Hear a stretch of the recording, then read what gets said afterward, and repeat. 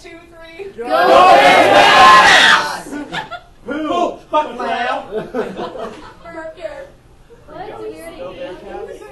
Knowledge is power. Fuck loud.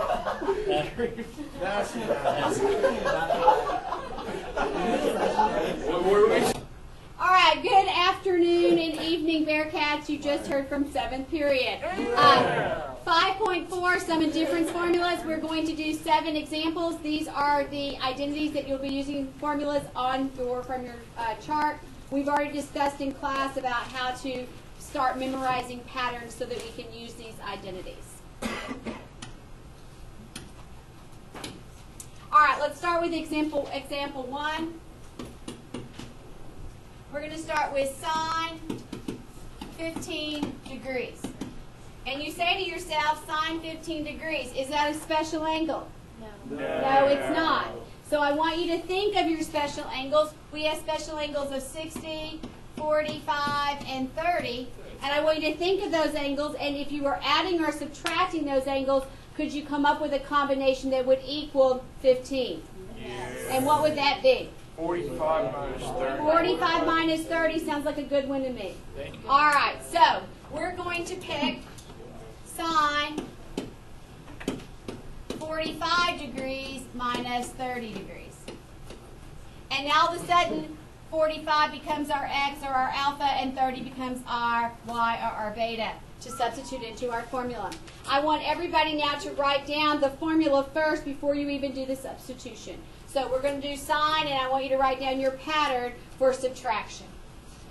All right, so our pattern sine, cosine, cosine, sine, and we're subtracting, so we're going to have a subtraction sign here in the middle. Now we're going to plug in our x and y. So we have alpha, beta, or x, y, x, y. So we're going to have 45, 30, 45, 30. And now, what you do know is you know stuff off your chart. You know that sine 45 degrees is what value? Square root of 2 over 2. We know that cosine at 30 degrees is what? 1/2. Oh, Or square root of 3. How about square root of 3 over 2? I can't. Joke. Cosine 45 degrees is? And sine 30 degrees is? 1/2. Excellent. All right, and now it's just algebra again. So square root of 2 times the square root of 3 is the square root of? 6. All over? 4. Or 4. Multiplying.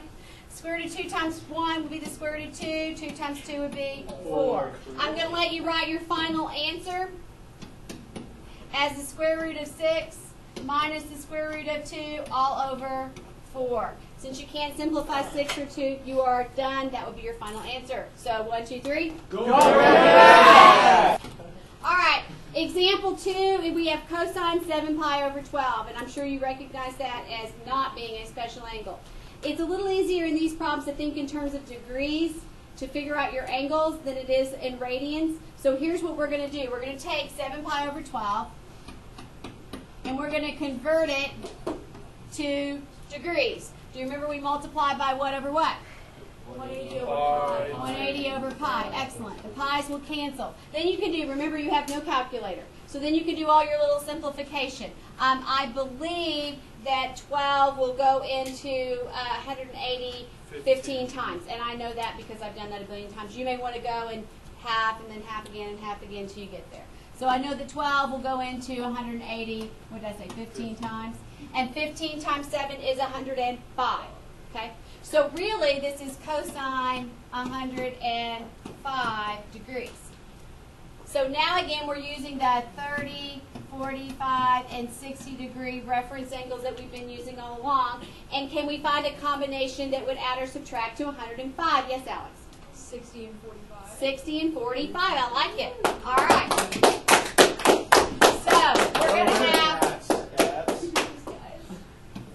So we're going to have cosine 60 plus 45.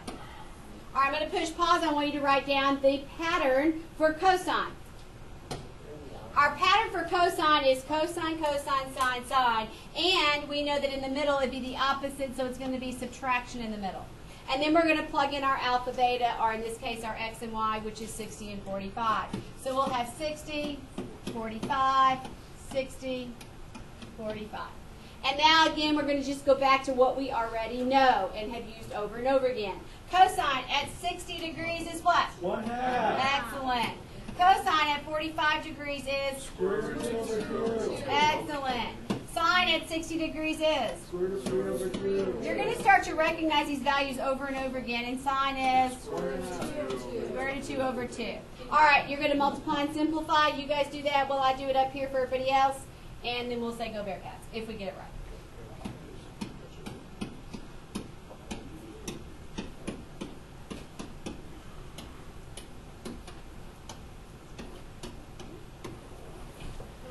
Did you get the square root of 2 minus the square root of 6 all over 4?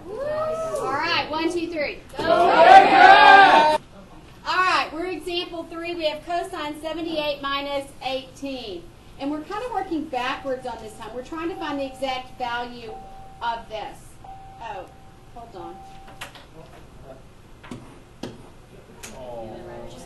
We're going to be given cosine 78, cosine 18, plus sine 78, sine 18. My mistake.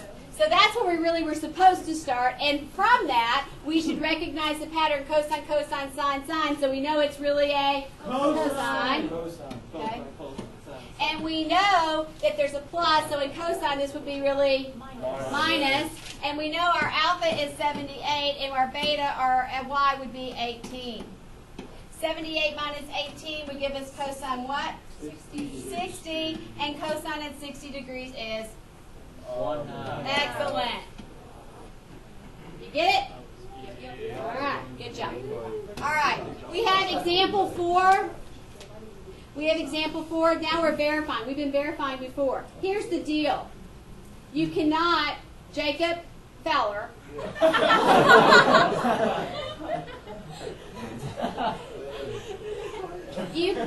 you cannot, I need you to use the identities that we learned today, the sum and difference formulas. I know there's another way, but I want us to use the sum and difference formula. So you have to realize that 90 is your x or your alpha, and this is your y or your beta. And remember, if we're verifying, we're putting a box around this side like it does not exist. So I need you to put this out in the formula. It's sine and it's minus. We know sine pattern is sine, cosine, cosine, sine. And if you do this, I know it's kind of goofy, but if you do this enough, you just automatically knows it. So automatically knows it.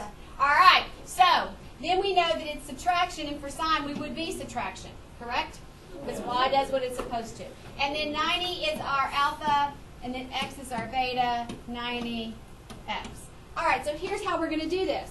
Sine at 90 degrees is what? 1. Cosine x. Cosine at 90 degrees is 0 times sine x. Well, that's just 0, isn't it?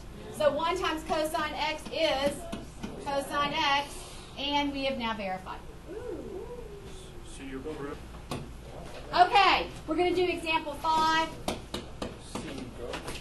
And this is a simplify. So you've heard that word too. Okay, we're going to simplify this, still based on the same formulas that we've learned today. So x plus 3 pi. X plus 3 pi. And it's sine. Write down your pattern for sine.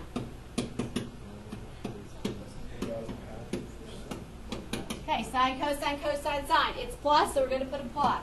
X is our alpha, 3 pi is our beta. So we're going to put x, 3 pi, x, 3 pi. So we have sine x, but cosine at 3 pi. Ooh, where is 3 pi on the original circle? At pi. So what is cosine at pi? Negative 1. Cosine x and sine at 3 pi is what? 0. All right. So that's gone. And we have negative 1 times sine x. We have negative sine x. That's our simplified version.